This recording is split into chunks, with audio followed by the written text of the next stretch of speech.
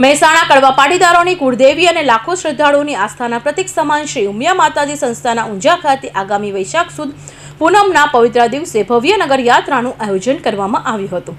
દર વર્ષની જેમ આ વર્ષે પણ મા ઉમિયાનો રથ નગર ચર્ચાએ નીકળી હતી। ગઈકાલે મહેસાણા ઊંઝા ખાતે આગામી વૈશાખ સુદ પૂનમના પવિત્ર દિવસે ભવ્ય નગર યાત્રાને પગલે પ્રેસ કોન્ફરન્સમાં સંસ્થાના માનદ મંત્રી જયંતિભાઈ એચ પટેલ પત્રકારને સંબોધતા નગર યાત્રાના રૂટ સમય અને વ્યવસ્થાઓ અંગે સંપૂર્ણ રૂપરેખા પૂરી પાડી હતી।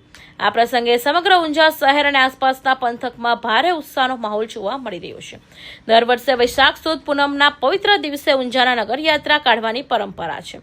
તે મુજબ આગામી તારીખ 1 મે 2026ના રોજ ભવ્ય નગર યાત્રા યોજાઈ હતી। આ યાત્રામાં માત્ર ઊંઝા શહેરના નગરજનો જ નહીં પરંતુ વિવિધ ભક્ત મંડળો અને ધાર્મિક સંસ્થાઓ સાથે જોડાયેલા લોકો મોટી સંખ્યામાં જોડાયા હતા। દ્વારા દર વૈશાખ સુદ પૂનમના દિવસે મા ઉમિયાની રથયાત્રા નીકળતી હોય છે અને એ દિવસે મા ઉમિયા ખુદ ભક્તોને દર્શન આપવા માટે નીકળતા હોય છે। આ યાત્રાની અંદર સૌ જ્ઞાતિ જાતિના લોકો ખૂબ ઉત્સાહભેર ભાગ લેતા હોય છે। મા ઉમિયા એ કડવા પાટીદારની કુળદેવી છે, સાથે સાથે જગતજનની છે। જગતજનની હોવાના નાતે તમામ જ્ઞાતિ જાતિના લોકો મોટી સંખ્યામાં આ શોભાયાત્રામાં જોડાતા હોય છે।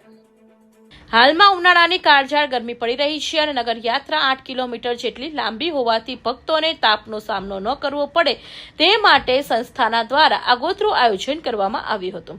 સવારે 8 વાગે યાત્રા શરૂ થઈ હતી, પરંતુ જેમ જેમ દિવસ ચડશે તેમ ગરમીનો પાર ઉચકાતા સવારે 10 વાગ્યા પછી યાત્રા જે વિસ્તારોમાં પસાર થવાની હતી ત્યારે ઠેર ઠેર વિશાળ મંડપો બાંધવામાં આવ્યા છે।